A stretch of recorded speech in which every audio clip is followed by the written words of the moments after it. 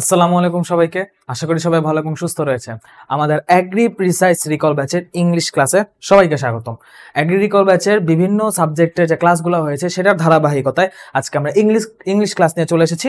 আজকে আমরা ইংলিশ দুইটা পার্টে, পার্ট 1 এবং পার্ট 2, এই দুইটা পার্টের মাধ্যমে আমরা ফুল ইংলিশ দুইটা ক্লাসে আমরা অ্যাগ্রির পুরো ইংলিশটা ইনশাল্লাহ গুছিয়ে দিব।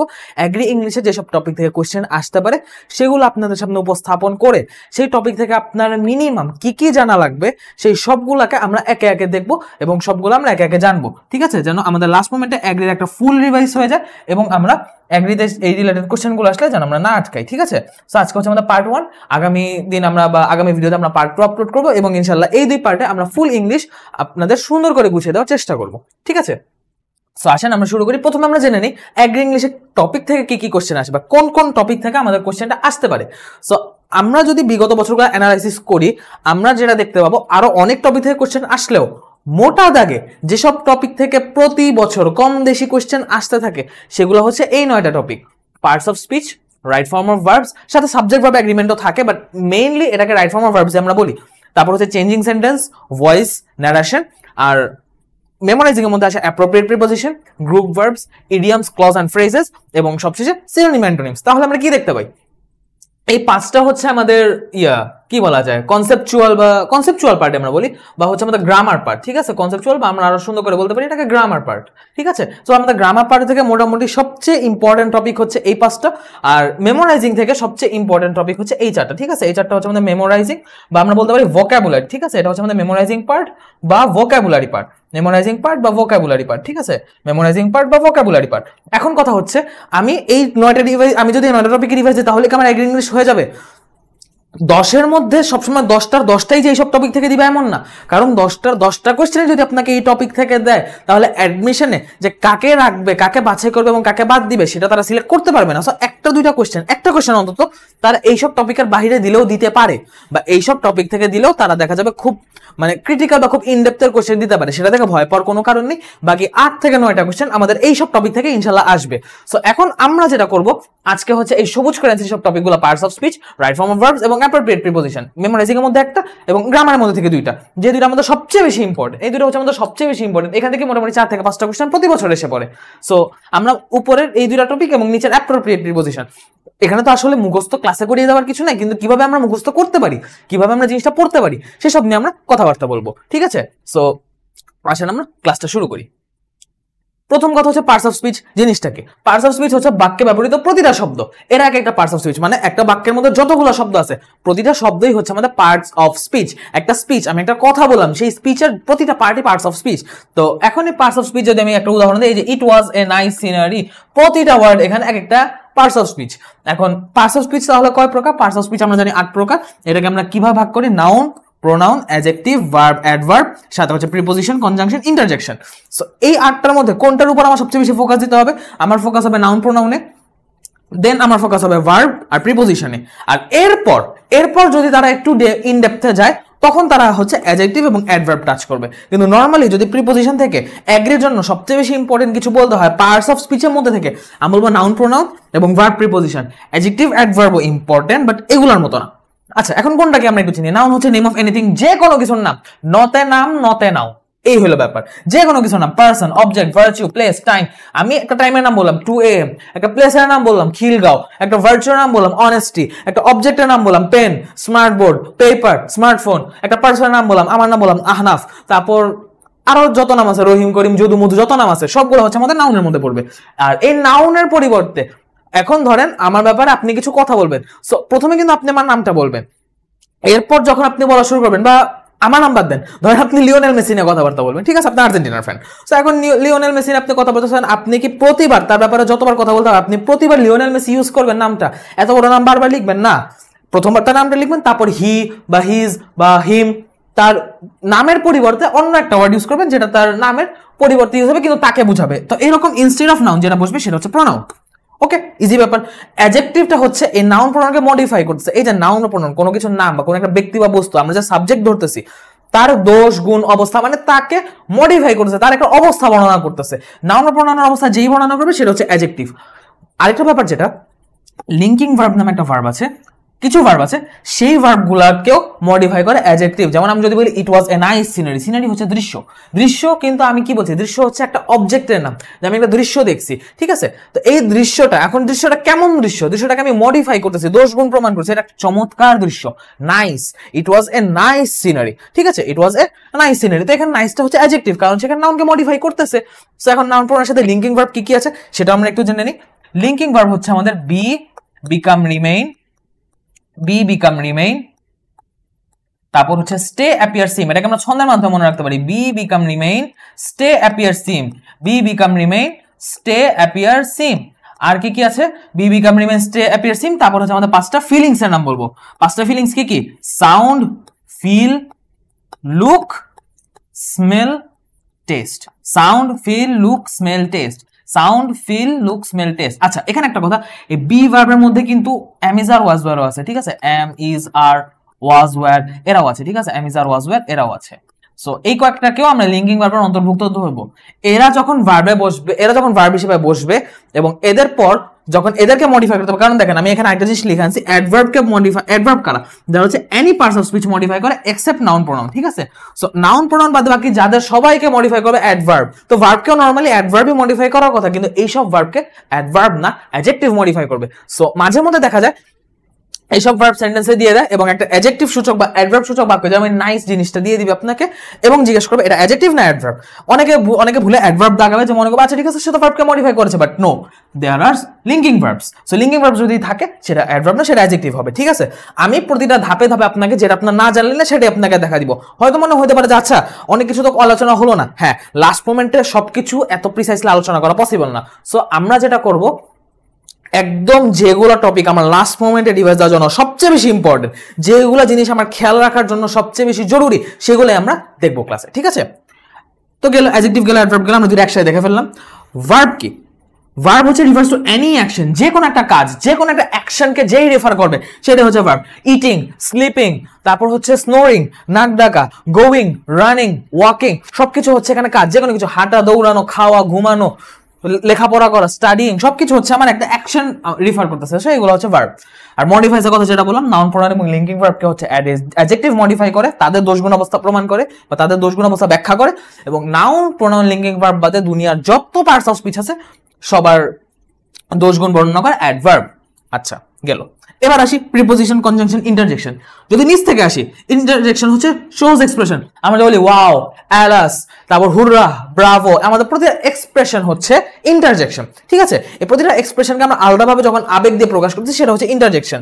আর কনজাংশন, প্রিপোজিশন দুইটাই হচ্ছে আমাদের কানেক্টরস। এরা হচ্ছে ওয়ার্ডকে বা ফ্রেজকে একটার সাথে একটাকে কানেক্টেড করবে। তাহলে যদি দুইটাই কানেক্টেড করে, দুইটার মধ্যে ডিফারেন্স কি? ডিফারেন্স হচ্ছে প্রিপোজিশন নাউনের সাথে, প্রিপোজিশন নাউনের সাথে আরেকটা পার্টস অফ স্পিচকে যুক্ত করে, কিন্তু কনজাংশন নাউনের সাথে না, অন্যান্য যে কোনো পার্টস অফ স্পিচের সাথে একটার সাথে আরেকটা কানেকশন করে। একটা ওয়ার্ডের সাথে আরেকটা ওয়ার্ডের, একটা ওয়ার্ডের সাথে একটা ফ্রেজের, একটা ফ্রেজের সাথে আরেকটা ফ্রেজের, একটা ক্লজের সাথে একটা ক্লজের, বা দুইটা সেন্টেন্সকেও, একটার সাথে একটা সেন্টেন্সকেও সে কানেকশন বিল্ড করে, সবকিছু কনজাংশন করে। কিন্তু শুধুমাত্র যখন একটা পার্টস অফ স্পিচের সাথে নাউনের কানেকশন বিল্ড আপ করতে হয় তখন যেটা কাজ করে সেটা হচ্ছে প্রিপোজিশন, ঠিক আছে। যেমন আমি যদি একটু উদাহরণ দিয়ে বলি, the car went down, the car went down। এখানে দেখেন the car went down, আবার আমি তো বললাম the car went down the road। এখন দেখেন এই দুইটা ওয়ার্ডে কি হয়েছে, প্রিপোজিশন মানে কি, প্রিপোজিশন, প্রি মানে আগে, পজিশন মানে অবস্থান। তো প্রিপোজিশন মানে আগে অবস্থান, কার আগে অবস্থান? নাউনের আগে অবস্থান। এখন দেখেন এই ডাউন ওয়ার্ডটা, এইটা কিন্তু কি হইতেছে, এই ডাউন ওয়ার্ডটার পরে কিন্তু এখানে নাউন আছে, সো এখানে সে নাউনটার আগে, নাউনের আগে পজিশন পাইছে, নাউনের আগে অবস্থান করতেছে। সো এইখানে ডাউন হচ্ছে একটা প্রিপোজিশন, এখানে কিন্তু ডাউন একটা প্রিপোজিশন। বাট আপনি উপরে সেন্টেন্স যদি দেখেন, দ্য কার ওয়েন্ট ডাউন, এটা পরে কোনো নাউন নাই, এটা কোনো নাউন হিসেবে বসে নাই, এটা কোনো সেন্টেন্সকে কানেক্ট করতেছে না। সো এই জিনিসটা হয়ে যাবে, এটা জাস্ট একটা লাস্টে অংশ হিসেবে বসে, দ্যাটস এটা হয়ে যাবে অ্যাডভার্ব। কিন্তু যদি এখানে ডাউনের পর অন্য কিছু থাকতো, যে the car went down to escape তো এই যে টু এসকেপ, যেটা টু প্লাস এসকেপ, এটা কিন্তু ভার্ব হয়ে গেছে, একটা ইনফিনিটিভ হয়ে গেছে। এখন আবার এটা হয়ে যাবে কনজাংশন, কারণ সে একটা সেন্টেন্সে পার্টের সাথে একটা পার্টকে কানেক্ট করতেছে, ঠিক আছে। সো এখানে ডাউন হচ্ছে আমার একটা কনজাংশন। যদি লাস্টে পার্ট না থাকতো ডাউন হইতো একটা অ্যাডভার্ব, কিন্তু ডাউনের পর যখন নাউন বসতেছে, দ্য রোড বসতেছে, সেটা হয়ে গেছে একটা প্রিপোজিশন, ঠিক আছে। সো এইগুলো হচ্ছে আমাদের প্রিপোজিশনের একদম বেসিক আলাপ। ওকে, একদম বেসিক আলাপের মধ্যে যেগুলো জিনিস আপনার না জানলেন না সেগুলো আমি আপনাকে বলে দিছি। এবার আসলে আমরা পয়েন্টটা দেখি, এক্সাম কোশ্চেন প্যাটার্নস। আচ্ছা, আমি তো জানলাম প্রিপোজিশনের পার্টস অফ স্পিচ টাইপস। এখন আমি এক্সাম কোশ্চেন কিভাবে বুঝবো যে আমার এক্সাম কোশ্চেন আসবে কি, বা আমাকে কোশ্চেনগুলো কিভাবে করবো, আমি অ্যান্সার কি করব।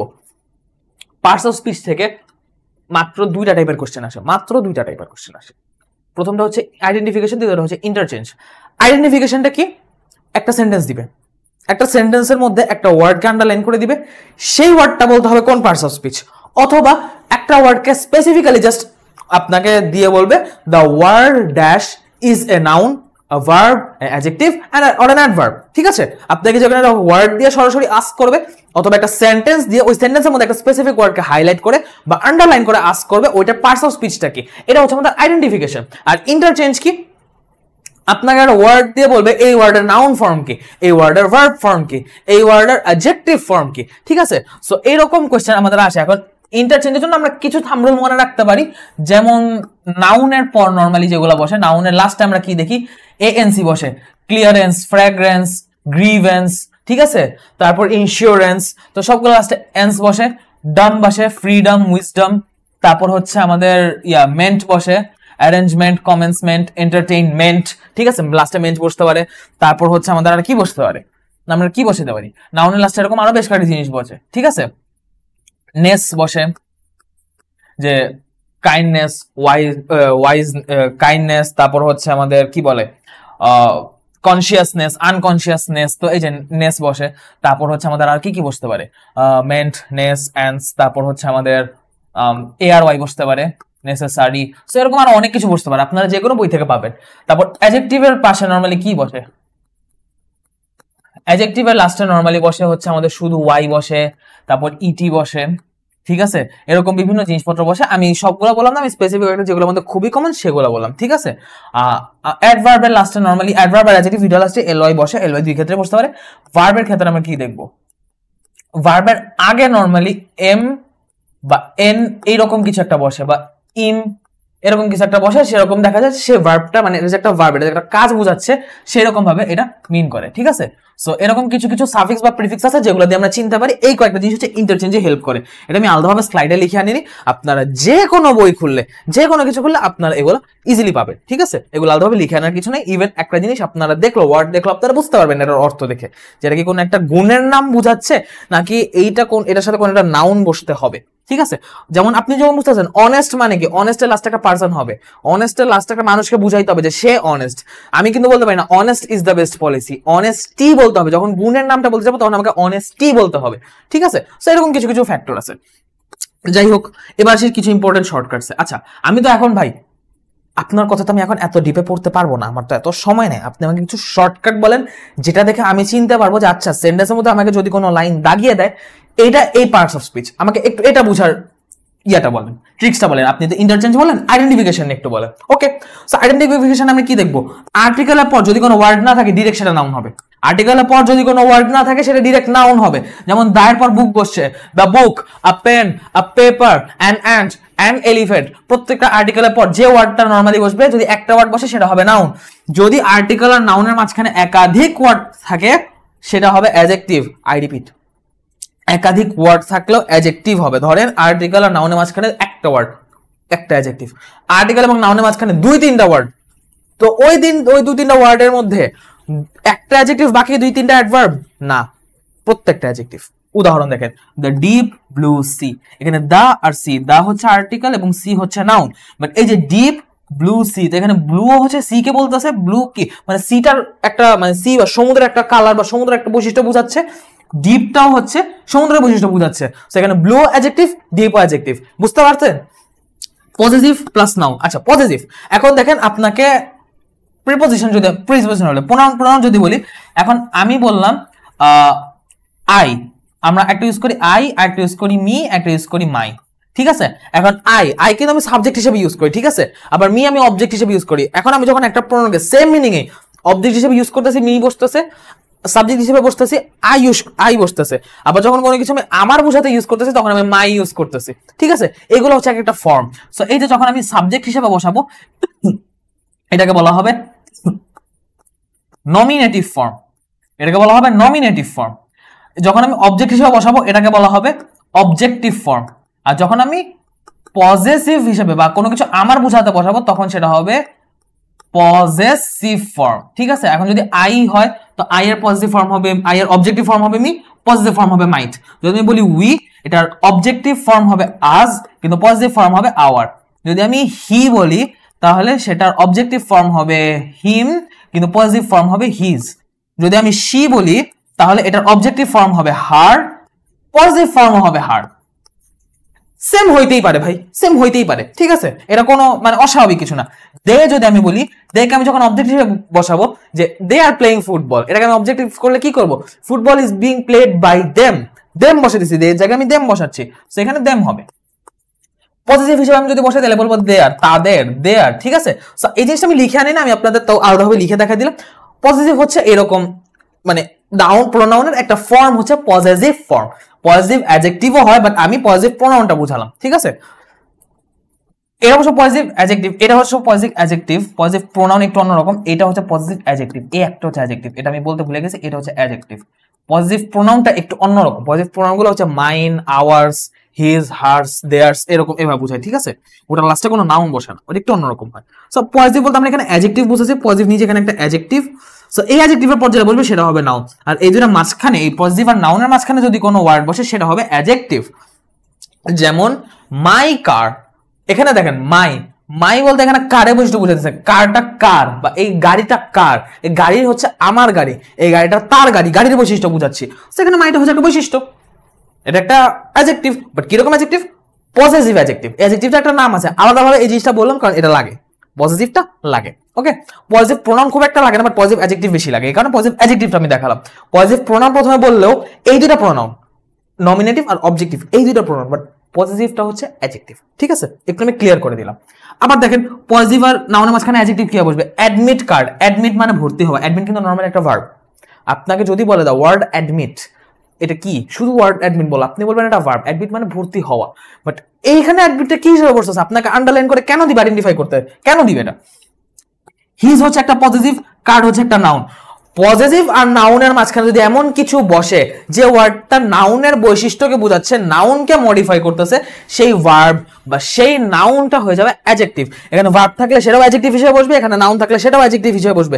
প্রতিটা পার্টস অফ স্পিচ তার পজিশন অনুযায়ী বুঝায় সে কোন পার্টস অফ স্পিচ, ঠিক আছে? আই রিপিট, একটা সেন্টেন্সের কোথায় কোন ওয়ার্ড বসতেছে সেটার উপর ডিপেন্ড করে সেটা কোন পার্টস অফ স্পিচ, ঠিক আছে? তো এখানে অ্যাডমিট ওয়ার্ডটা অ্যাডজেক্টিভ হিসেবে বসছে, এটাকে যদি কেউ ভার্ব দেখায় তার ভুল হবে। আবার আমি বলি একটা কথা, নাউনের আগে নর্মালি ইয়া বসে, অ্যাডজেক্টিভ বসে। এখন যদি এমন কোনো ওয়ার্ড বসে যেটা এই বক্সকে মডিফাই না করে সরাসরি অ্যাডজেক্টিভটাকে মডিফাই করতেছে, যেমন সো বলতে কিন্তু এখানে সোকে বক্সকে বুঝাচ্ছে না, সোটা স্মলকে বুঝাচ্ছে, বক্সটা কেমন স্মল বক্স, কেমন স্মল, সো স্মল, সো স্মলকে বুঝাচ্ছে, ছোটটা কেমন অনেক ছোট বা অল্প ছোট, সো এখানে অ্যাডজেক্টিভকে মডিফাই করছে, দ্যাটস ওয়াই সোটা হচ্ছে অ্যাডভার্ব। প্রিপোজিশনের পর অলওয়েজ নাউন বসবে, এই জিনিসটা 5 স্টার। প্রিপোজিশনের পর আজীবন নাউন বসবে, যদি প্রিপোজিশনের পর নাউন না থাকে এর মানে ওইটা প্রিপোজিশনই না, ঠিক আছে? ছোট্ট একটা স্লাইড কিন্তু প্রচুর ইম্পর্টেন্ট একটা স্লাইড। প্রিপোজিশন কোথায় হবে? প্রিপোজিশনের পর একটা নাউন থাকা মাস্ট। যদি আপনি দেখেন প্রিপোজিশন আছে কিন্তু লাস্টে নাউন নাই, ওটা প্রিপোজিশন হবে না, ওটা প্রিপোজিশন হবেই না। অ্যাট লালবাগ, এই যে অ্যাট এখানে প্রিপোজিশন হিসেবে বসছে কারণ লালবাগ একটা নাউন। অ্যাট ঢাকা হবে কারণ ঢাকা একটা নাউন। অ্যাট ইন বাংলাদেশ হবে কারণ বাংলাদেশ একটা নাউন। যদি এরকম নাউন না থাকে, যেটা আমি একটু আগে স্লাইডে দেখালাম যে the car went down the road, এখানে দ্য রোড একটা নাউন, তো ডাউন একটা প্রিপোজিশন, কিন্তু down to escape, to escape কোনো নাউন না, টু প্লাস এসকেপ হচ্ছে একটা ভার্বের ফর্ম, ইনফিনিটিভ বলি আমরা। এটা যখন বসছে তখন এটা প্রিপোজিশন হয়নি, প্রিপোজিশনের পর অলওয়েজ নাউন থাকবে, ঠিক আছে? এই জিনিসটা ম্যাক্সিমাম মানুষ ভুল করে, দ্যাটস ওয়াই আপনাদের দেখা দিলাম। এবার আসেন আমার পরে যাই, আরেকটা যেটা কনফিউশন কমনলি লাগে, জেরান্ড ভার্সেস পার্টিসিপল। আচ্ছা, জেরান্ড ভার্সেস প্রেজেন্ট পার্টিসিপল, সমস্যাটা কোথায়? পাস্ট পার্টিসিপল তো V3, পারফেক্ট পার্টিসিপল হচ্ছে having plus V3, but present participle হচ্ছে ভার্ব প্লাস আইএনজি, আর জিরান্ড ভার্ব প্লাস আইএনজি। পার্থক্যটা কই? জিরান্ড ভার্ব প্লাস আইএনজি, তারপর পার্টিসিপল ভার্ব প্লাস আইএনজি। তাহলে এখন আমি বুঝবো কিভাবে কোনটা জিরান্ড কোনটা প্রেজেন্ট পার্টিসিপল? পার্থক্যটা হচ্ছে জিরান্ড অলওয়েজ নাউন হিসেবে বসে, কিন্তু পার্টিসিপল অ্যাডজেক্টিভ হিসেবে বসে। যেমন আমি যদি একটু উদাহরণ দেখাই, আপনি দেখেন এই যে হি লাভস প্লেইং, এখানে হি লাভস প্লেইং, এখানে প্লেইংটা হচ্ছে আমার একটা নাউন হিসেবে বসছে, যে সে কি পছন্দ করে। কি পছন্দ করে বলতে আমি কিন্তু কি এর উত্তর একটা নাউন বলতে পারি, আমার কিন্তু কোনো অ্যাডজেক্টিভ বা কোনো গুণ বলতে হবে না, আমি জাস্ট একটা কাজের নাম বলবো, সে কোন কাজটা বা কোন খেলাটা বা কোন বিষয়টা পছন্দ করে, আমি সেটার নাম বলতেছি। সো এটা একটা নাউন, হি লাভস প্লেইং, এটা হচ্ছে জিরান্ড। কিন্তু আই স হিম প্লেইং, তো এখানে প্লেইং কিন্তু হিমকে মডিফাই করতেছে, যে আমি হিম এই তাকে আমি কিভাবে দেখছি, খেলতে দেখছি। সো এখানে প্লেইং একটা অ্যাডজেক্টিভ হিসেবে বসে, দ্যাটস এটা হচ্ছে একটা অ্যাডজেক্টিভ বা এটা একটা পার্টিসিপল এবং এটা হচ্ছে একটা নাউন। এখন কথা হলো, আচ্ছা আমি বুঝলাম ভাই কোনটা নাউন কোনটা অ্যাডজেক্টিভ হইলে জিরান্ডটা পার্টিসিপল হয়। এখন আমি এক্সাম হলে এটা কিভাবে ডিফাইন করব? এক্সাম হলে ডিফাইন করতে গেলে যদি আমার ভুল হয় বা আমার ভুল হয়েছে কিনা আমি কিভাবে বুঝবো, সেটার জন্য জিরান চিনার একটা সহজ উপায় আছে, যতে জিরান্ড যতে জন্য। এইটা হচ্ছে মানে একটা আমাদের কি বলা যায় শর্টকাটের মতো। শর্টকাটটা কি? যেমন দেখেন, this is a walking stick, যখনই আইএনজি দেখতেছেন তখনই আপনার বুঝতে হবে আচ্ছা এটা জিরান নাকি পার্টিসিপল। কিভাবে বুঝবেন? ওয়াকিং স্টিক, এই জন্য দিয়ে বুঝবেন। ওয়াকিং স্টিকটা, এখানে কি স্টিকটা ওয়াকিং এর জন্য নাকি স্টিকটা নিজে ওয়াক করতেছে? স্টিকটা কি হাঁটার জন্য নাকি স্টিক নিজে হাঁটতেছে? যদি স্টিকটা হাঁটার জন্য হয়, ওই হাঁটার জন্য হইতেলে যতে জন্য যতে জিরান, ওয়াকিং হবে জিরান। আর যদি এমন হয় স্টিকটা ওয়াকিং এর জন্য না, স্টিক নিজে ওয়াকিং, তাহলে ওইটা যতে জন্য যতে জিরান হবে না। জিরান না হলে কি হবে? পার্টিসিপল হবে। যেমন this is a walking stick, যেটা আমি বললাম, এখানে ওয়াকিং কিন্তু মানে স্টিকটা নিজে হাঁটতেছে না, স্টিকটা হাঁটার জন্য ব্যবহৃত হয়। The stick is for walking, that's why walking হবে জিরান, ওয়াকিং একটা জিরান। আর যদি এমন হইতো যে দে আর প্লেইং ক্রিকেট, এখন প্লেইং ক্রিকেট এটা কি মানে তারা ওইখানে কি করতেছে? ক্রিকেট কি এখানে খেলার জন্য ক্রিকেট নাকি তারা খেলতেছে ক্রিকেট? এখানে ক্রিকেট ফর প্লেইং না ক্রিকেট ইজ প্লেইং, কোনটা? এখানে ক্রিকেট ফর প্লেইং, ক্রিকেটের জন্য খেলা হচ্ছে না, ক্রিকেট কে খেলা হচ্ছে? ক্রিকেটটাই খেলা হচ্ছে। That's why cricket is playing, এই কারণে এটা হবে পার্টিসিপল, এটা হবে পার্টিসিপল, এটা হবে পার্টিসিপল। ঠিক আছে, এটা হবে পার্টিসিপল।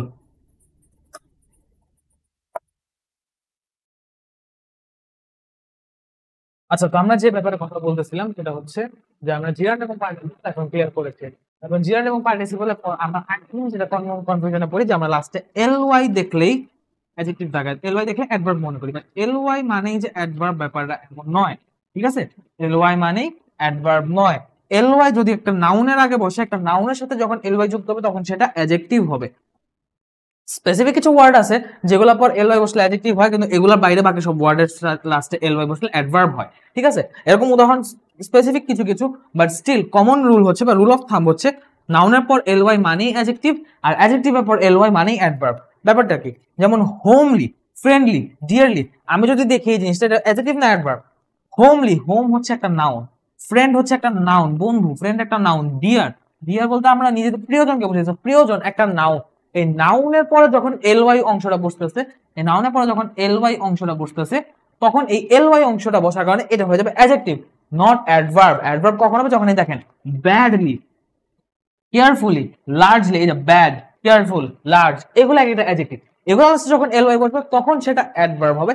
ঠিক আছে, বাট যখন এই রকম ব্যাড বা কেয়ারফুলের জায়গায় এমন কোনো ওয়ার্ড থাকবে যেটা একটা নাউন, ওই নাউনের লাস্টে যখন এল ওয়াই বসবে তখন এটা অ্যাডজেক্টিভ হবে, অ্যাডভার্ব হবে না। ঠিক আছে, এটা অ্যাডভার্ব হবে না। সো প্রিপজিশন থেকে প্রিপজিশন বলে সরি পার্ট অফ স্পিচ থেকে মোটামুটি আমাদের রেগুলার জানার আছে। প্রিপজিশনের বেসিক রুলস তো আমরা জানি, প্রিপজিশনের আমাদের তেমন কিছু পড়ার নাই। প্রিপজিশনের বেসিক রুলস আমরা অর্থ অনুযায়ী বসায় থাকি। সো প্রিপজিশনে আমরা মানে ইনডেপথ আলোচনায় গেলাম না, আমরা পার্ট অফ স্পিচ থেকে মোটামুটি যেগুলো কোশ্চেন আসতে পারে সেগুলো একটু যদি খেয়াল করে দেখি।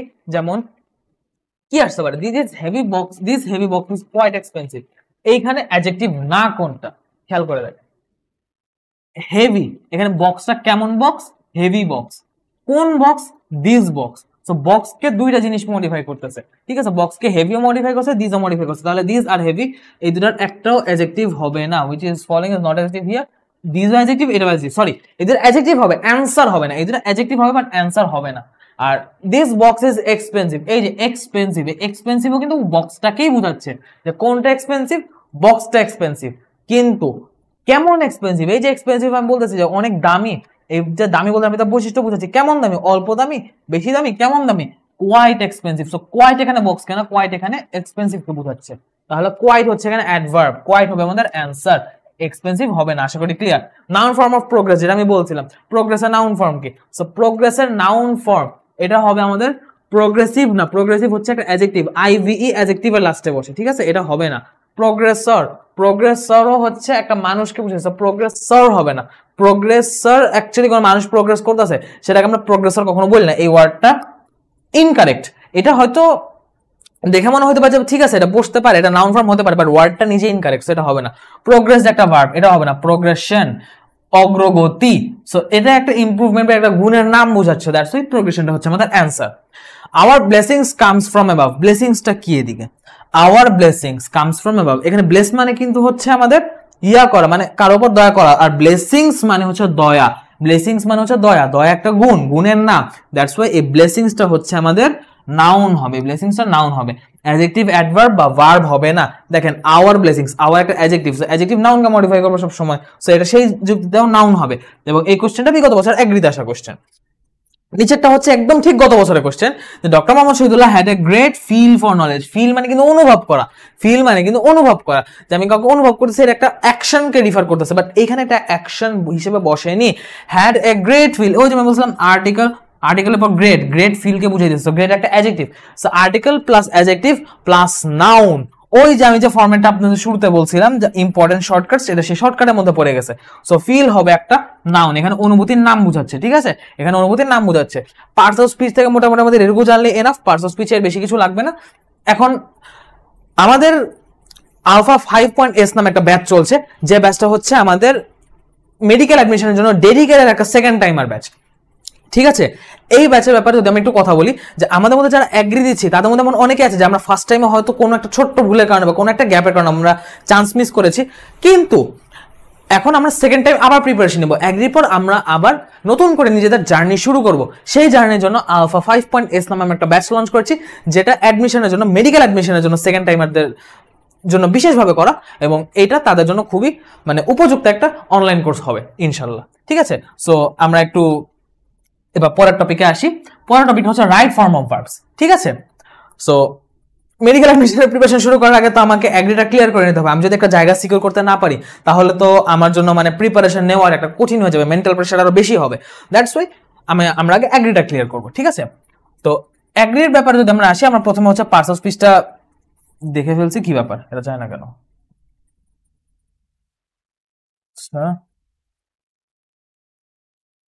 ঠিক আছে এবার ঠিক আছে, যাই হোক। সো এবার আমরা right form of verbs, right form of verbs হচ্ছে ভার্বের যে মানে একটা সেন্টেন্স আমি যে ভার্বটা বসাবো, ভার্বটা কি রকম বসবে, লাস্টে এস বা ইএস বসবে, প্রেজেন্ট বসবে, পাস্ট বসবে, ফিউচার বসবে, তারপর ভার্ব সিঙ্গুলার হবে না প্লুরাল হবে, সেগুলোর উপর ডিপেন্ড করবে। সেগুলো সবকিছু রুলস হচ্ছে রাইট ফর্ম অফ ভার্বস, ঠিক আছে, সেগুলো সবগুলো রুলস হচ্ছে রাইট ফর্ম অফ ভার্বস, ওকে। এখন অলওয়েজ, রেগুলারলি, ইউজুয়ালি, ডেইলি, এরকম কিছু কিছু ওয়ার্ড আছে যেগুলা ওয়ার্ড থাকলে আমার প্রেজেন্ট ইনডেফিনিট টেন্স হবে, যেগুলো ওয়ার্ড থাকলে আমার প্রেজেন্ট ইনডেফিনিট টেন্স হবে। তো এইরকম ওয়ার্ডগুলোর স্পেশালিটি কি, কিছু কিছু ওয়ার্ড এমন আছে যে ওই ওয়ার্ডগুলো সবসময় ওই স্পেসিফিক টেন্সটার আগে পরেই বসে, বা টেন্সটাকে ওই যখন ওই টেন্স হবে তখনই ওয়ার্ডগুলো বসবে, বা এই ওয়ার্ডগুলো বসলে একটা স্পেসিফিক টেন্স হবে, এরকম কিছু ওয়ার্ড আমরা আগে দেখি। যে একদম মানে কমন জিনিস আমরা শুরু করবো, অলওয়েজ, রেগুলারলি, ইউজুয়ালি, ডেইলি, এইগুলো ওয়ার্ড যখন থাকবে তখন সেটা আমরা প্রেজেন্ট ইনডেফিনিট টেন্স বুঝাবো। যখন now, at this moment, at present বুঝাবো তখন এটা হবে প্রেজেন্ট কন্টিনিউয়াস টেন্স। আমি আর টেন্সের ইন ডিটেইলসে গেলাম না, কারণ আপনারা এত দূর আসেন, আপনারা টেন্স খুব ভালোভাবে জানেন, টেন্স না জানার কোনো কিছু নেই, ঠিক আছে। সো টেন্সটা আমি আলাদাভাবে বললাম না, প্রেজেন্ট ইনডেফিনিট তো মানে বর্তমানে যে কোনো সময় ঘটতে পারে, এটা হ্যাবিচুয়াল ফ্যাক্ট বা তার কোনো সাধারণ যে ডেইলি কাজ কারবার প্রতিনিয়তই যে সাধন হবে সেটা করে, সেটা হচ্ছে ইনডেফিনিট। আর এমন কোনো কাজ যেটা বর্তমানে চলতেছে বুঝাই দিতেছে, সেটার ক্ষেত্রে now, at this moment, at present বসে, এগুলো থাকলে আমরা প্রেজেন্ট কন্টিনিউয়াস টেন্স অনুযায়ী ভার্ব বসাবো। যদি এমন হয় যে ইয়েট, জাস্ট নাও, মানে কাজটা করে ফেলছে কিন্তু ফলাফল বর্তমানে রেখেছে, যেটা প্রেজেন্ট পারফেক্ট টেন্সে হয়, এটা বোঝাতে আমরা কি কি ইউজ করি, last night, recently, lately, just now, just, এগুলো ইউজ করি, ঠিক আছে। এগুলো থাকলে প্রেজেন্ট পারফেক্ট টেন্স হয়। আর yesterday, last week, last month, মানে আমি যখন অতীতে চলে গেছি, যে এটা এমন না যে একদম মাত্র শেষ হয়েছে, প্রেজেন্ট মানে এটা পাস্টও বলা যায় না, কিন্তু প্রেজেন্টও না, মাত্র প্রেজেন্ট থেকে পাস্টে গেছে, ওগুলোকে আমি প্রেজেন্ট পারফেক্ট বললো, এগুলো কিন্তু পাস্টে অলরেডি চলে গেছে, yesterday, last week, last month, last year, তারপর হচ্ছে লাস্ট ডে। তো এইগুলো হচ্ছে আমার পাস্ট ইনডেফিনিট টেন্সের মধ্যে পড়বে। এখন কথা হচ্ছে ভাইয়া, একটা জিনিস কিন্তু দেখতে হবে আপনার, লাস্ট নাইট যদি থাকে, লাস্ট নাইট দিলে কিন্তু আপনি প্রেজেন্ট ইনডেফিনিট টেন্স বসাতে পারবেন না, সেটা আপনার প্রেজেন্ট পারফেক্ট টেন্স বসাইতে হবে। লাস্ট নাইট বলতে কিন্তু একদম রিসেন্ট টাইমস বোঝাইতেছে, লাস্ট ডে, লাস্ট উইক বা লাস্ট মান্থ আছে, এটা একটু ব্যতিক্রম, সো এটা একটু খেয়াল রাখেন, ঠিক আছে। সো টেন্স অনুযায়ী কি হবে না হবে আমরা সেটা জানলাম। এক্সাম্পল কি, I usually go there to work, আমি সেখানে সাধারণত হাঁটতে যাই, যে সাধারণত ইউজুয়ালি বসছে তাই go, present indefinite tense. He is studying now, is studying কেন বসছে, ইজ স্টাডিং কেন বসছে, কারণ এখানে স্টাডিং কেন বসছে, কারণ এখানে নাও বলা, নাও মানে কি সে এখন পড়তেছে, তার পড়াশোনা এখন চলমান, এই নাও এর জন্য এখানে ইজ স্টাডিং বসছে। Riyad has left just now, এই যে এখন জাস্ট নাও বসছে, শুধু নাও জায়গায় না, জাস্ট নাও, যে এই মাত্র সে কাজটা করছে, এই মাত্র, আমরা কিন্তু বলবো না এই মাত্র সে কাজটা করতেছে, আমরা বলবো এই মাত্র সে কাজটা করছে বা কাজটা শেষ করছে, এই মাত্র সে আসছে, এই মাত্র সে চলে গেছে। রিয়াদ হ্যাজ লেফট, এরকম ক্ষেত্রে প্রেজেন্ট পারফেক্ট বলবে, রিয়াদ হ্যাজ লেফট জাস্ট নাও।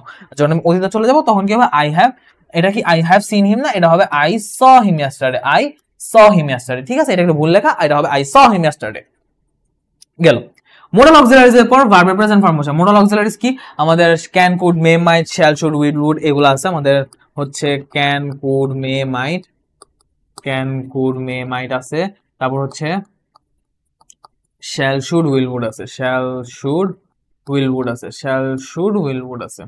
তো এইগুলো হচ্ছে আমাদের মোডাল অক্সিলারিজ। এগুলোর পর হচ্ছে সবসময় ভার্বের প্রেজেন্ট ফর্ম হয়। বেস ফর্ম, প্রেজেন্ট ফর্ম কিন্তু কিছু কিছু ক্ষেত্রে একটু ভ্যারি করে, সবসময় বেস ফর্ম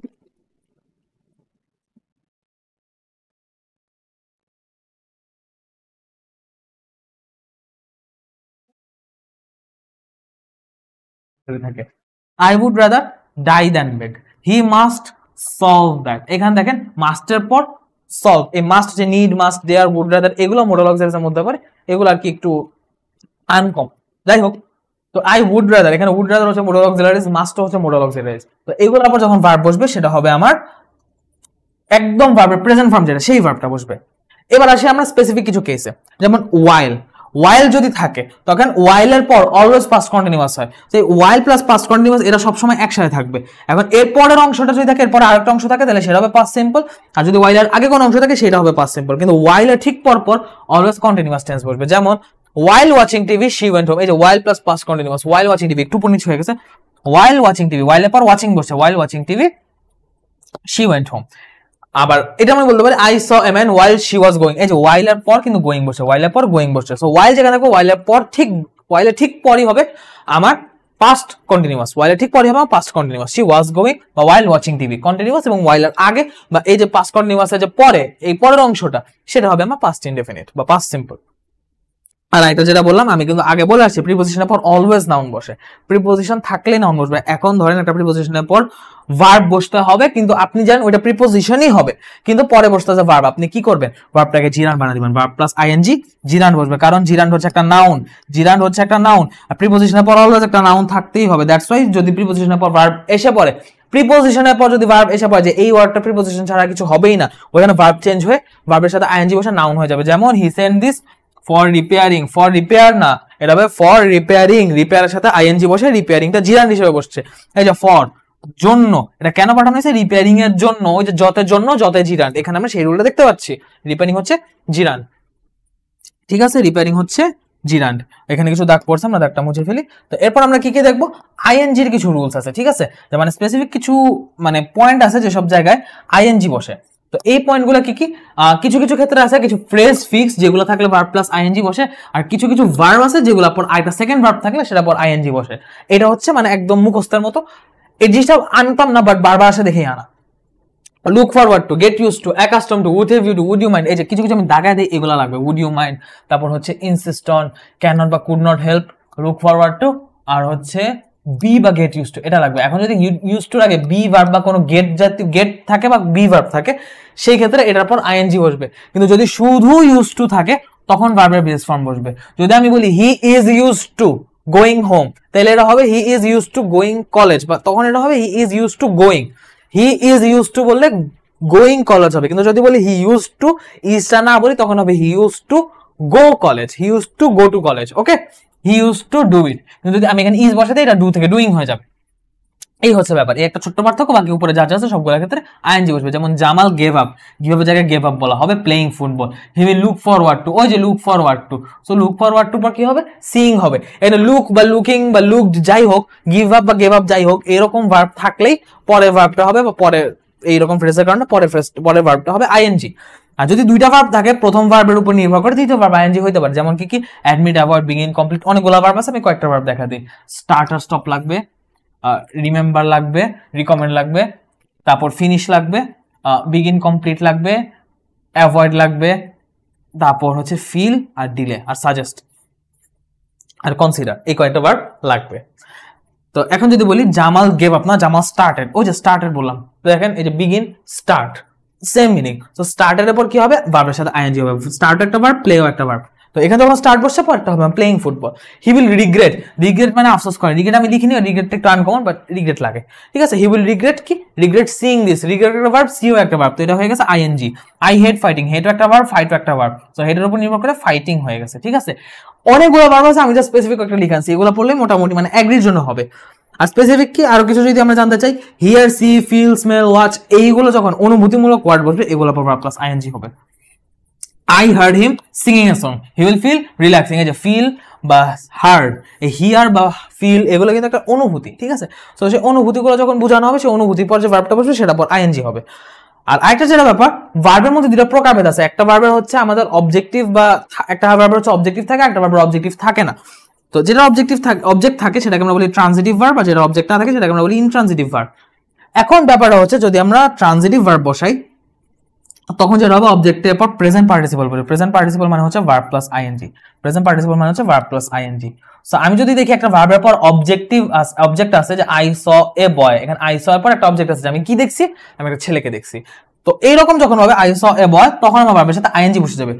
যদি এমন হয়তো আই স লেখা তখন প্লেইং না হয়তো I saw to play, I saw to play, কারণ যে তখন এটা ইনট্রানজিটিভ হয়ে যেত, আর ইনট্রানজিটিভ এর পর ইনফিনিটিভ অর্থাৎ টু প্লাস ভার্ব বসে, ঠিক আছে, টু প্লাস ভার্ব বসে, ইনফিনিটিভ মানে টু প্লাস ভার্ব আর কিচ্ছু না, আর এত কিছু জানা দরকার নেই, ইনফিনিটিভ মানে টু প্লাস ভার্ব। যেমন হি রিফিউজ টু গো, যদি আমি বলতাম হি রিফিউজড হিম তো এটা হয়তো হি রিফিউজড হিম গোয়িং, কারণ হিম একটা অবজেক্ট হয়ে যেত। ওকে, সো আশা করি জিনিসটা ক্লিয়ার।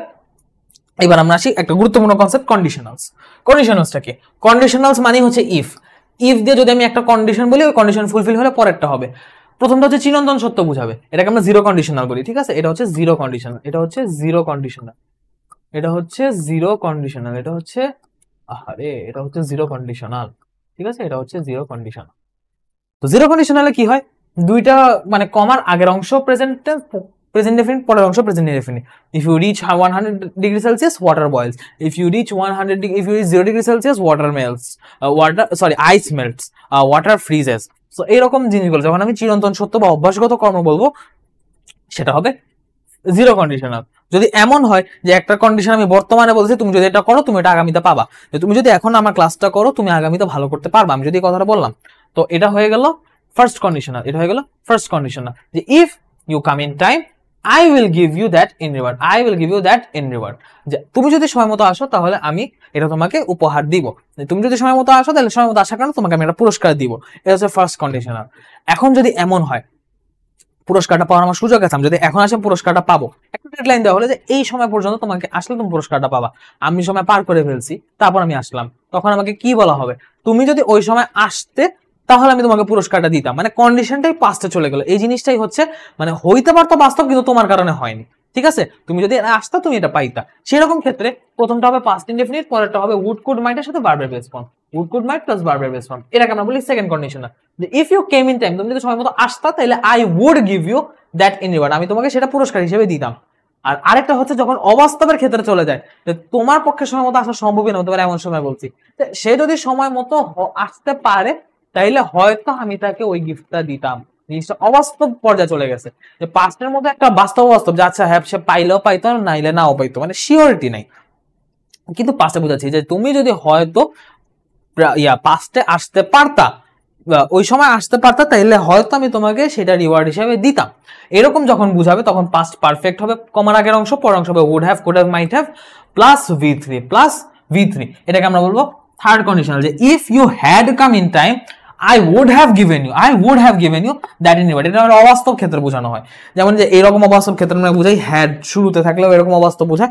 সো এটার উদাহরণটা কি, হ্যাডের পর হ্যাডের এখানে একটা বিষয় আছে যেটা আমি আলাদাভাবে লিখে আনছি, হ্যাডের পর যদি সাবজেক্ট প্লাস অবজেক্ট থাকে তখন হবে সেকেন্ড কন্ডিশনাল, কিন্তু যদি সাবজেক্টের পর অবজেক্ট না থাকে ডিরেক্ট পাস্ট পার্টিসিপল থাকে, ডিরেক্ট মানে ভার্বটা বসে তখন এটা হবে থার্ড কন্ডিশনাল। যেমন কি হ্যাড আই মাছ মানি, এখানে মাছ তো একটা অ্যাডজেক্টিভ, মাছ ভার্ব, সো মাছ মানি পুরোটা হচ্ছে অবজেক্ট, ঠিক আছে, মাছ মানি পুরোটা হচ্ছে অবজেক্ট। হ্যাড আই মাছ মানি, আমার যদি অনেক টাকা থাকতো আমি গরিব দুঃখীরে বিলাইতাম, এটা অবাস্তব অর্থে বোঝাচ্ছে, বাট স্ট্রাকচারের কারণে সেকেন্ড কন্ডিশনাল হয়ে গেছে। কিন্তু যখন এই স্ট্রাকচারটা বাদে অন্য কোনো স্ট্রাকচার বসতে আছে, had I been rich I would have help the poor, মানে আমার পক্ষে কোনোভাবেই রিচ হওয়া পসিবল না, কিন্তু আমি স্বপ্ন দেখতেছি যদি কোনো কালে আমি ধনী হইতাম তাহলে হয়তো আমি গরিবদের সাহায্য করতাম। এরকম ক্ষেত্রে আমরা বুঝতেছে থার্ড কন্ডিশন, ঠিক আছে। হ্যাড আই বিন রিচ, আমি এটা বোঝানোর জন্য বললাম, বাট এই হচ্ছে স্ট্রাকচার ডিপেন্ডেন্ট, আর উপর একটা হচ্ছে আমার কন্ডিশন ডিপেন্ডেন্ট, ঠিক আছে। সো কন্ডিশনগুলো আশা করি আমাদের শেষ, এখন আমরা সামনে যাই। মোটামুটি আমাদের মানে জিনিসপত্র বেসিক যা জানার সেগুলো শেষ, but right form of verbs থেকে যেহেতু ফ্রিকোয়েন্টলি কোশ্চেন আসে, এখান থেকে আরো কিছু ইনডেপথ আমাদের জানার ব্যাপার আছে। সো যেমন কি যদি অ্যাজ লং অ্যাজ, দ্যাট, দো, অলদো এইগুলো আমাদের থাকে একটা সেন্টেন্সের মধ্যে, তখন আগে পরে যে দুইটা অংশ থাকবে দুইটা সেম টেন্স হবে, ঠিক আছে। আমি একদম শর্টে বলে যেতেছি, যেমন হি fought though he was injured, সে যুদ্ধ করে গেছে যদিও সে আহত ছিল। He fought though he was injured, although he was injured, as long as he was injured, যতক্ষণ সে আহত ছিল ততক্ষণ সে যুদ্ধ করে গেছে, ঠিক আছে। যতক্ষণ সে আহত ছিল ততক্ষণ সে যুদ্ধ করে গেছে।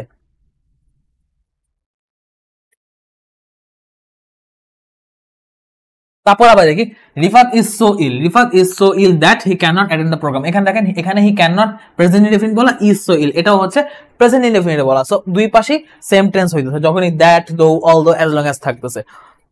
আর অ্যাজ সুন অ্যাজ, টিল আর ডিলের ক্ষেত্রে কি হয়, যখন এইরকম তিনটা ওয়ার্ড বা এই তিনটার মধ্যে যে কোনো একটা ওয়ার্ড থাকে, তখন পরে পাস্ট ইনডেফিনিট হলে আগে পাস্ট ইনডেফিনিট হয় ঠিকই, বাট পরে যখন প্রেজেন্ট ইনডেফিনিট হয় আগেটা ফিউচার ইনডেফিনিট হয়ে যায়। এগুলো বলার কারণ কি, রাইট ফর্ম অফ ভার্বস আসে একটা সেন্টেন্স দিয়ে আপনাকে একটা গ্যাপ দিয়ে দিবে, ওই গ্যাপের মধ্যে একটা ভার্ব বসবে, ভার্বের কোন ফর্মটা বসবে সেটা আপনাকে বসাতে হবে।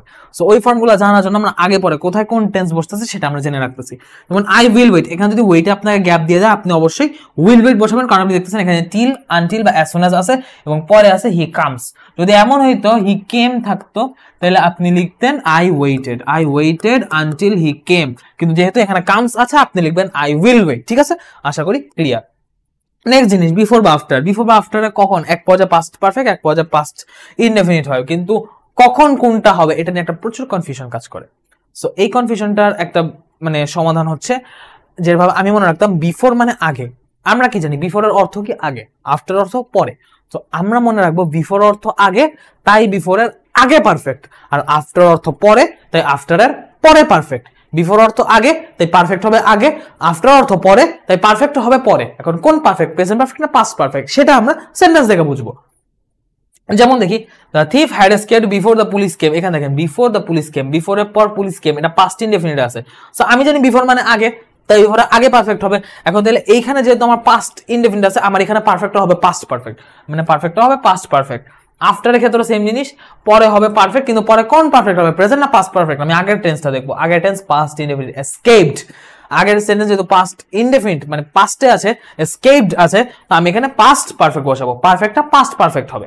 এখন যদি আফটারের আগে আমি বললাম যে আচ্ছা ভাই শুধু কি পাস্টে বা প্রেজেন্ট হইতে পারে না, হইতে পারে, তবে প্রেজেন্ট যখন হবে, যেমন দ্য রেইন হ্যাজ স্টপড, এখানে যেহেতু প্রেজেন্ট হইছে, প্রেজেন্ট পারফেক্ট হইছে, আগেরটা প্রেজেন্ট ইনডেফিনিট, আগেরটা হবে future indefinite. The clouds will fade away, the clouds will fade away after the rain has stopped, ঠিক আছে, after the rain has stopped। So আশা করি বিফোর আফটার কনফিউশন আমাদের ক্লিয়ার। আজকে আমাদের রাইট ফর্ম অফ ভার্বস এর last slide, এটা দেখলাম ইনশাআল্লাহ রাইট ফর্ম অফ ভার্বস হয়ে যাবে। এখানে আমরা কি কি জানবো, লেস থাকলে কি হয়, লেস থাকলে সবসময় ভার্বের আগে শুড বা মাইট বসে। রুলসটা আনতাম না, আনার একটাই কারণ লেসটার আগে শুড বসে সবাই জানে, কিন্তু মাইটে হচ্ছে বসতে পারে, এটা অনেকে ভুল মেরে বসে থাকে, এটা ভুলে খেয়ে ফেলে। লেসটার আগে শুধু শুড না মাইটে বসতে পারে। যদি কখনো অপশনে দেখেন যে should miss, would miss, could miss, আর হচ্ছে আরেকটা দিল যে উইল মিস, সো আপনি তখন বুঝছেন যে আচ্ছা শুড মিস আছে, এর মানে হয়তো শুড হবে, কিন্তু যদি শুডের জায়গায় মাইট মিস দেয় আপনার হয়তো মনে হতে পারে অ্যান্সার নাই বা ব্ল্যাঙ্ক, বাট ব্ল্যাঙ্ক না, মাইট মিস হবে, ঠিক আছে। শুড ছাড়া মাইটে বসতে পারে যদি সেন্টেন্সে লেস্ট ওয়ার্ডটা থাকে, এটা একটা ফ্যাক্ট।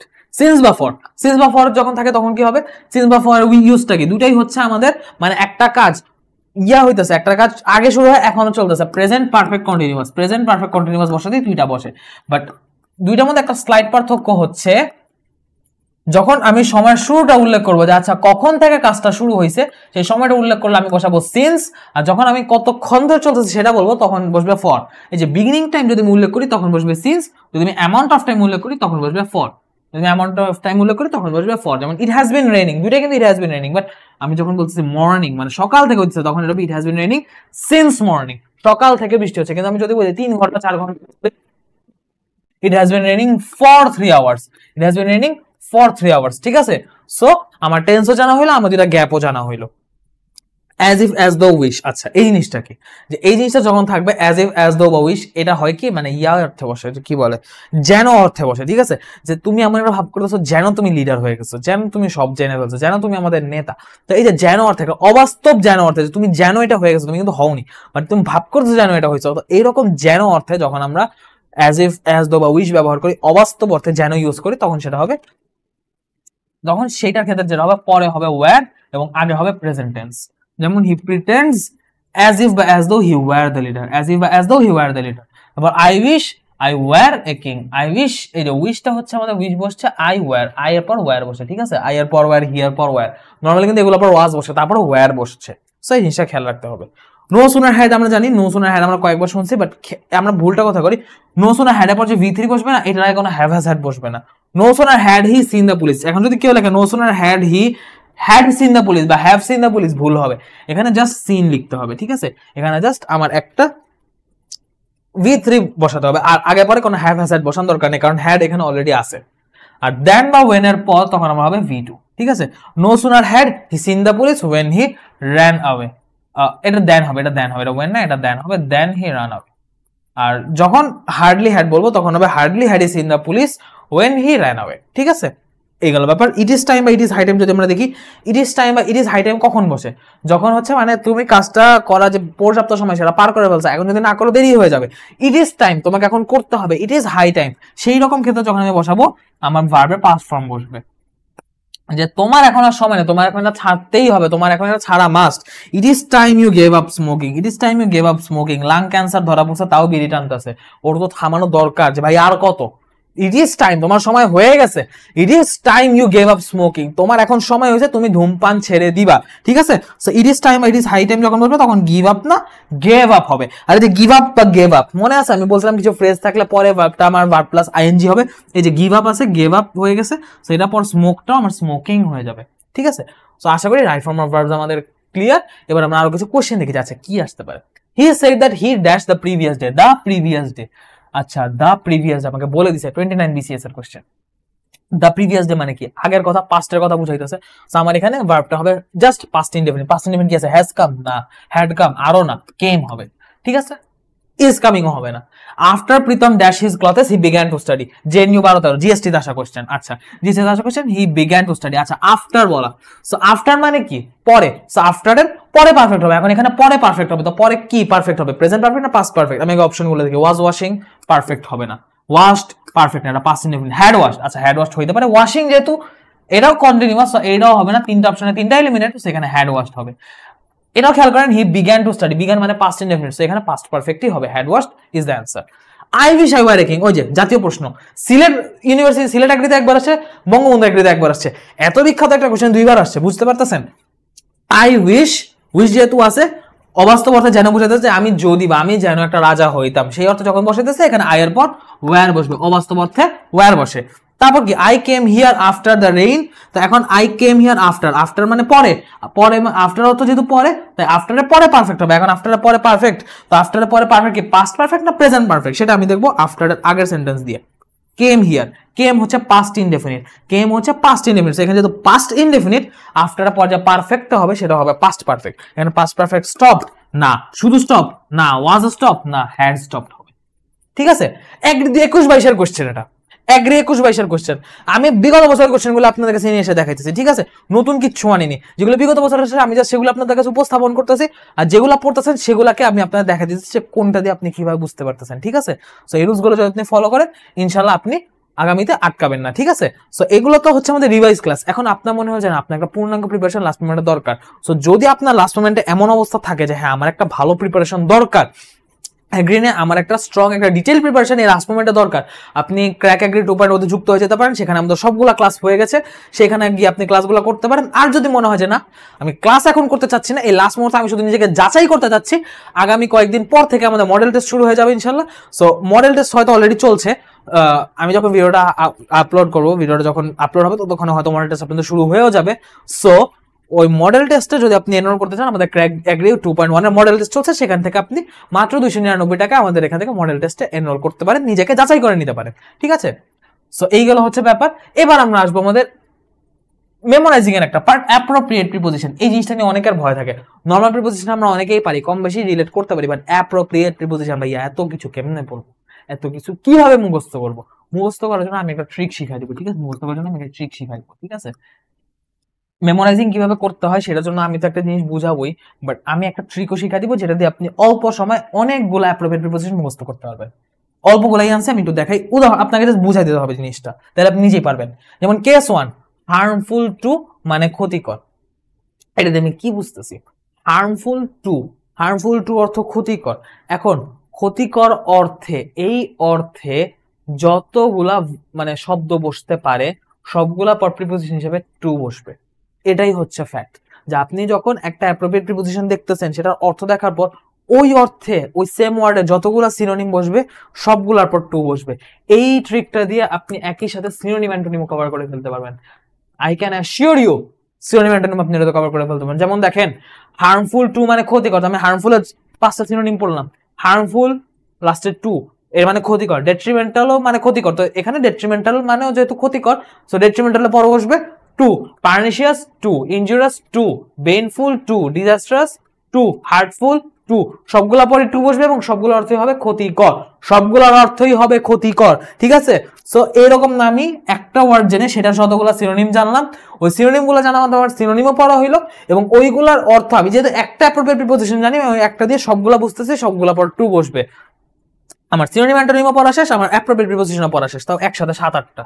পরেরটা যদি দেখি, লাফ অ্যাট মানে হাসা, লাফের পর অ্যাট বসে, কারণ লাফের যতগুলো সিনোনিম হবে হাসা অর্থে ইউজ হবে, সবগুলোর পর অ্যাট বসবে। Laugh at, smile at, chuckle at, grin at. Chuckle মানে হচ্ছে মুচকি হাসা, গ্রিন মানে অট্ট হাসি হাসা, স্নিগার হচ্ছে জোরে জোরে হাসা, স্নিকারও সেম, আর মক হচ্ছে তুচ্ছতাচ্ছিল্য করে হাসা, স্মাইল মানে মুচকি হাসা।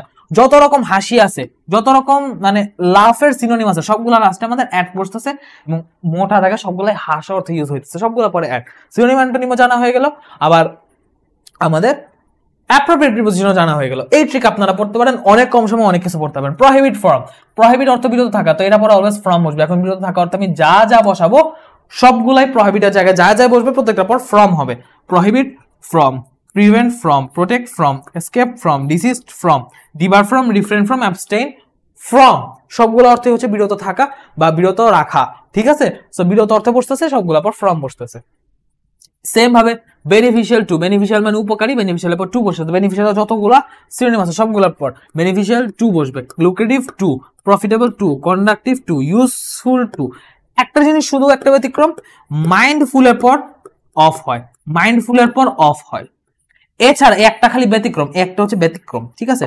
একটা হচ্ছে ব্যতিক্রম, এটা দিয়ে আপনি কিছু মনে রাখতে পারবেন না, এই একটা ব্যতিক্রম আমি আপনাকে দেখাই দিলাম, এটা লাগতে পারে, বিশেষ একবার আসছে, এর আগে কোন একটা ভার্সিটিতে একবার আসছে, এটা রাখতে পারে, জব কোশ্চেন তো প্রায় আসে। মাইন্ডফুল অফ, ঠিক আছে? মাইন্ডফুলের পর অফ হবে, মাইন্ডফুলের পর অফ হবে, মাইন্ডফুলের পর অফ হবে। Be mindful of your study. আর এইখানে আরেকটা যারা ব্যাপার, mindful of your study. So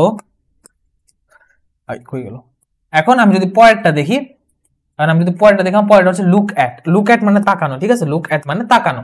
so look মানে তাকানো, লুকের পর অ্যাট বসে, আমি লুকের জায়গায় যা যা বসাবো। লুক তাকানো, পার্সিউ চোখ মিলে তাকানো, সেটা হচ্ছে তাকানো। গ্লেয়ার আই, আপনি কাজ করতেছেন, আপনি চোখ তুলে তাকাচ্ছেন, সেটাও হচ্ছে আই অ্যাট। ওয়াচ বা সি, নর্মালি দেখা, সেটা হচ্ছে সি অ্যাট বা ওয়াচ অ্যাট। গেজ, কারো দিকে একটা দৃষ্টি পড়া, সেটাও হচ্ছে অ্যাট। গ্ল্যান্স, এক চাহনি দেওয়া, যে আপনার এক ঝলক দেখলেন, সেটাও হচ্ছে অ্যাট। আবার ধরেন স্টেয়ার, আপনি অপলক চোখে তাকালেন, সেটাও হবে অ্যাট, ঠিক আছে? সবগুলা পরে অ্যাট বসবে। সো আপনি এইভাবে অ্যাপ্রোপ্রিয়েট প্রিপোজিশন গুলো মনে রাখতে পারবেন। অ্যাপ্রোপ্রিয়েট প্রিপোজিশন এইভাবে পড়লে আপনি অনেক কম সময়, যেমন অ্যাপ্রোপ্রিয়েট প্রিপোজিশন কি কি হবে সেটাও জানতে পারতেছেন, তেমনি ভাবে সিনোনিম অ্যান্টোনিম আপনার খুব অল্প সময় অনেকগুলো কভার হয়ে যাচ্ছে। সো মোটা দাগের যেগুলো টপিক সেগুলো আমরা আজকে কভার করলাম, আগামী টপিকগুলো আমরা আগামী ক্লাসে দেখবো। সে পর্যন্ত সবাইকে আল্লাহ হাফেজ। আশা করি সবাই উপকৃত হয়েছে, সবাই ভালো থাকবেন। এগ্রি এক্সামের জন্য শুভকামনা। আল্লাহ হাফেজ।